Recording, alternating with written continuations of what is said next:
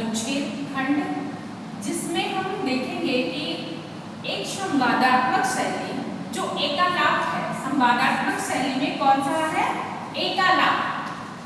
एकालाप शैली में मैथिली शरण गुप्त जी पृथ्वी से वार्तालाप कर रहे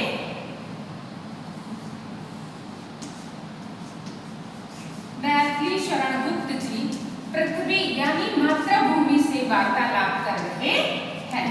अब वह वार्तालाप का जो सिलसिला है आगे की पंक्तियों में उद्धृत है, वहां पे अगर हम पूछेंगे कि यहाँ पर कौन सी शैली में संवाद हो रहा है, तो शैली कौन सी है?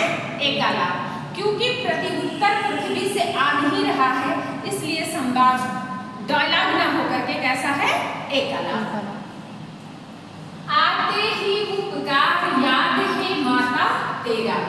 हे माँ, आपकी जब हमें आपके उपकार का, आपकी कृतज्ञता का जब हमें याद आती है, हो जाता मन मुग्ध भक्ति भावों का प्रेरा। मेरा प्रेरा का अर्थ क्या है? प्रेरित होना। प्रेरा का अर्थ क्या है? प्रेरित होना। मेरा मन भक्ति भावना से प्रेरित होकर के, मेरा मन भक्ति भावना से, किस भावना से? भक्ति भावना से। मेरा मन भक्ति भावों का प्रेरा, मेरा मन भक्ति भावना से प्रेरित होकर के मंत्रमुग्ध हो जाता है जब आपके उपकारों को याद करता है। तू पूजा के योग्य हे मातृभूमि, आप सदैव पूजनीय हैं, आप पूजा के योग्य हैं। कीर्ति सारी हम गावें, हम आपकी यश गाथा युगों युगों तक गाते जाएंगे। मन तो होता तुझे उठाकर शीश चढ़ावे। मेरे मन में ऐसा भाव आता है कि मैं आपका शीश समर्पण करूं, यानी नतमस्तक हूं, मैं आपको शीश झुकाऊं। वह शक्ति कहाँ, लेकिन मेरे अंदर वह सामर्थ्य कहाँ? हाँ, क्या करें, लेकिन मैं क्या न करूं? क्यों हमको लज्जा न हो, और मुझे क्यों न लज्जा हो? हम मातृभूमि, हम केवल मातृभूमि, केवल तुझे शीश झुका सकते हो। हम लोग केवल आपको शीश ही झुका सकते। आप पर यानी पृथ्वी पर किसी भी प्रकार का अनैतिक कार्य हमसे या हम लोगों के द्वारा नहीं किया जाना चाहिए। वह अनैतिक कार्य क्या है कि हमें लज्जा क्यों ना आती, क्यों ना हमको लज्जा आती? यानी पृथ्वी पर हम न जल प्रदूषण करें, न वायु प्रदूषण करें, न ध्वनि प्रदूषण करें, यानी किसी भी तरह की गंदगी, किसी भी तरह का व्यभिचार, किसी भी तरह का दुराचार हम पृथ्वी पर ना करें। पृथ्वी को हम स्वर्ग के सदृश ही समझें और इसके साथ हम बर्ताव करें। बड़ी दैवीय भावना हमें पृथ्वी के साथ रखना चाहिए। कारण क्या है? यदि किसी कर्म में, किसी कार्य के होने का जो शुभ अशुभ फल है, कार्य का कौन सा फल है? शुभ और अशुभ। तो हम अगर शुभ फल होगा तो किसके हकदार बनेंगे? हम सुख के हकदार बनेंगे। किसके हकदार बनेंगे? सुख के। लेकिन अगर कार्य का परिणाम कैसा होगा? अशुभ होगा, कार्य करने का इरादा मेरा नापाक होगा, तो उसके कारण हम क्या ढहेंगे? पाएंगे, दाह पाएंगे, और दाह के कारण हम दहेंगे। दहने का अर्थ क्या है? जलना। दहने का अर्थ क्या है? जलना। जरूरी नहीं है कि हमारे शरीर में आग लग जाए, कभी कभी हमारे विचार में आग लग जाती है, तब भी हमारा चित्त जो है शांत होने की जगह क्या हो जाता है? अशांत हो जाता है। और जब चित्त अशांत होता है तो सागर जैसे शीतलता भरे समुद्र में अगर हम डुबकी लगाएं, फिर भी चित्त मेरा शांत नहीं होगा, क्योंकि मेरे अंदर की जो अग्नि है वो सदैव प्रज्वलित है, जिसे साहित्य में कौन सी अग्नि कहते हैं? विरह की अग्नि। अब यह विरह चाहे प्रीतम से हो और चाहे पुनीत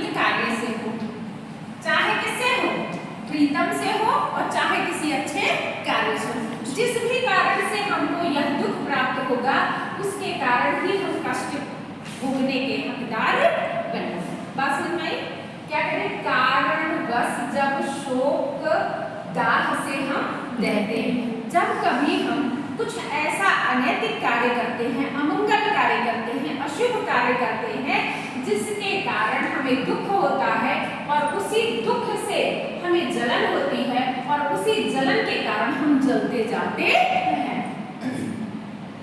तब तुझ पर ही लौट लौट कर, तब हे पृथ्वी माँ हम आप पर लौट लौट करके अपना दुख सहते हैं। आपने देखा होगा कि जब व्यक्ति बहुत आहत रहता है तो सर समर्पित कर देता है किसमें, मिट्टी में, और ऐसे लेट जाता है कि अब मेरा कुछ भी नहीं है। क्या होता है कि अब वो मानवीय सामर्थ्य को क्या करता है, वाचाल से वो मुक्त हो जाता है। बहुत फड़फड़ाने से जगह वो क्या होता है, शांत हो जाता है। पाखंडी भी धूल चढ़ाकर तन में तेरी, हे माँ पृथ्वी, जो जिसके इरादे अच्छे हैं, जिसके शुभ है, मंगलकारी है, वो तो चढ़ा ही रहा है, लेकिन आप इतनी धृतवान हो, इतनी धैर्यवान हो, इतनी क्षमावान हो कि पाखंडी भी आपको धूल समर्पित करके, आपका यशगान करके कहलाते हैं साधु नहीं लगती है देरी। आप जानते हैं कि वो साधु की श्रेणी में आ जाते हैं। कहा जाता है कि काक वाक लोचन रंग्यो चलो मराली चाल, नीर छीर विवरण समय बक उभरत ते ही काल।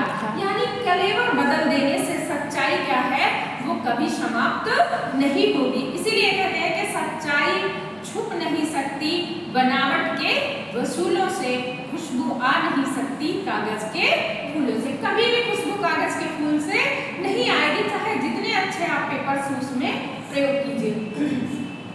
कहते हैं इस तेरी ही शुचि धूल में, शुचि का अर्थ क्या है, पवित्र, शुचि का अर्थ क्या है, पवित्र। इस आपकी पवित्र धूल में हे मातृभूमि वह शक्ति है जो क्रूरों के भी चित्त में उपजा सकती भक्ति है, जिसका उदाहरण आप वाल्मीकि से भी देख सकते हैं कि उल्टा नाम जपत जग जाना, वाल्मीकि है ब्रह्म समाना। आप अंगुलीमाल का भी उदाहरण 6वीं शताब्दी ईसा पूर्व में देखते हैं कि गौतम बुद्ध के जब प्रभाव से उनका मन परिवर्तित होता है, अंगुलीमाल अंगुलियों को काट करके उंगलियों में माला धारण करता था, जिससे उसका नाम ही पड़ गया था अंगुलीमाल।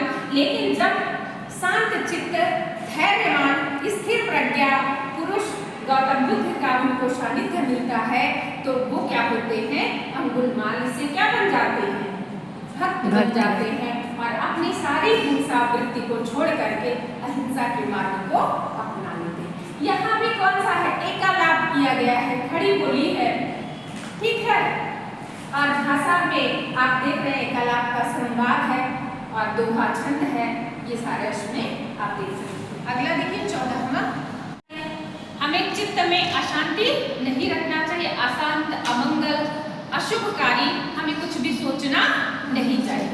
लेकिन अगले इसमें देखिए क्या कहते हैं, कोई व्यक्ति विशेष नहीं तेरा चिन्ह। पृथ्वी पर जितने भी जीव जंतु प्राणी हैं सब समान रूप से आपको प्यारे हैं। जो यह समझे हाय देखता वह सपना। अगर कोई ये समझता है कि मेरा विशेष संबंध है या मेरे से विशेष लगाव है तो वो गलत समझता है। किसी के साथ ना विशेष है और ना किसी के साथ कम है, सबके साथ सम। सबके साथ कैसा है, सम है। सम का तात्पर्य क्या है, बराबर है। सबको पृथ्वी पर रहने का, खाने का, हवा का, पानी का, सबका अधिकार कितना है, आवश्यकता के अनुरूप जितनी मेरी आवश्यकता है उतना मैं उसका उपभोग करूं। तुझको सारे जीव एक से ही प्यारे। पृथ्वी पर पाए जाने वाले चारों कोटियां, चाहे वो अंडज हो, उद्भिज हो, जरायुज हो, पिंडज हो, जितने भी हैं सब आपको एक समान प्यारे हैं। कर्मों के फल मात्र यहाँ न्यारे न्यारे, लेकिन जिसके जैसे कर्म हैं उसके वैसे फल भी यहाँ है। अगर हम अच्छा करेंगे तो निश्चित रूप से मेरे अच्छे करते समय न जाने कितनी विघ्न बाधाएं आए, लेकिन उन विघ्न बाधाओं से न हार मानना है, न रार ठानना है, अपने नित्य प्रति अच्छे कार्य को करते जाना है। आपने ही देखा है कि सारे राज्य का साम्राज्य दुर्योधन को मिलता है और स्वयं दुर्योधन उस साम्राज्य के विनाश का कारण बनता है। तो किसी को मिल जाने से कोई नहीं फल जाएगा, वो अच्छा कर जाने से अच्छा हो जाएगा। आपने देखा कि अंतोगत्वा पांडवों को कितनी यातना झेलनी पड़ी स्वयं को साबित करने के लिए। तो यहाँ कह रहे हैं कि व्यक्ति के कर्म से ही आपके फल सुनिश्चित होते हैं। अगली लाइन में भी कहा गया कि कर्मों के फल से न बचोगे, चलना बहुत संभाल के, अभी समय है अभी बदल दो तेवर अपने चाल। यदि कहीं हमको ऐसा लगता है यह करने से दुष्परिणाम भुगतना पड़ेगा, तो हमें समय देखते ही अपने आप में सुधार कर लेना चाहिए। यह संदेश इस काव्य पंक्तियों में सन्निहित है, समाया हुआ है। हे मातृभूमि तेरे निकट, हे माता बहन आपके निकट, सबको सम संबंध है। सबका संबंध क्या है? बराबर है। जो भेद मानता वह अहो, लेकिन अगर कोई आपसे भेद मानता है, अंतर्भाव रखता है, लोचन युक्त आंख होते हुए भी वो क्या है? अंधा है। यानी वो क्या कर रहा? अभी उसके आंख पर पर्दा किसका चढ़ा हुआ है? अज्ञान का, और जिसके कारण वो देख नहीं पा रहा है। कबीरदास भी कहते हैं कि लोचन अनंत उघाड़िया अनंत दिखावण हार, क्योंकि जब हम समभाव से सबको देखेंगे तब हमारे नेत्र का अनंत विस्तार होगा। ना हमको कोई अच्छा, ना मेरे लिए कोई बुरा, जो जैसा है उसको हमें उसी रूप में स्वीकार लेना है। यहाँ भी मैथिली शरण गुप्त ने अपनी काव्य पंक्तियों से भारतवासियों के अंदर राष्ट्रभक्ति को जगाने की कोशिश किया है। और उन्होंने सोचा है कि यदि हमारा संबंध जमीन से जुड़ाव हम रखेंगे, पृथ्वी से जुड़ाव रखेंगे, जड़ से जुड़े रहेंगे, निश्चित रूप से हमारा बहुत बड़ा विस्तार होगा। हम वट वृक्ष का रूप लेंगे। हर क्षेत्र में हम विकास कर सकते हैं, बट हमारी जड़ मजबूत होनी चाहिए। हमारी सांस्कृतिक विरासत बहुत ही नीचे स्तर तक, मतलब नीचे जड़ तक उसकी होनी चाहिए। जड़ का भी उतना ही विकास होना चाहिए जितने तने और टहनियों का। अगला देखो, हमारे पूर्वज भी जन्म लिए और समाप्त हो गए, है ना? क्योंकि यह सिलसिला, यह मृत्यु लोक है, यह सिलसिला जारी रहेगा, आवागमन लगातार बना रहेगा। कोई आएगा और कोई जाएगा। उससे हे भगवान कभी हम रहे ना अन्यारे, यानी जो यहाँ का बना हुआ, बनी बनाई परंपरा है, हम उससे कभी अलग न रहें। यानी कि वृद्धावस्था आ जाए और हम एक बहुत दीर्घ यानी चिरजीवी हो जाए, बहुत लंबे समय तक जीवित रहे, हम समाप्ति ही ना हो, तो मेरी दुर्दशा हो जाएगी। समय पे समापन भी आवश्यक है। लौट लौट कर वही हृदय को शांत करेंगे, और इसी पृथ्वी में हम लौट लौट करके अपने हृदय की जो आशा है, जो लिप्सा है, जो भूख है, उसको हम मिटाएंगे।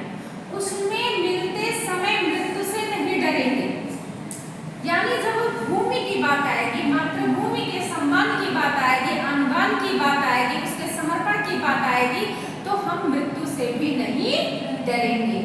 उस मातृभूमि की धूल में, इस पृथ्वी पावन पूर्ण पुनीत भूमि भारत की जब हम पूरे सन जाएंगे, जब हम पूरे सन जाएंगे, इसीलिए कहा गया तन समर्पित, मन समर्पित और यह जीवन समर्पित, चाहता हूँ और तुझको कुछ मैं और भी दूं।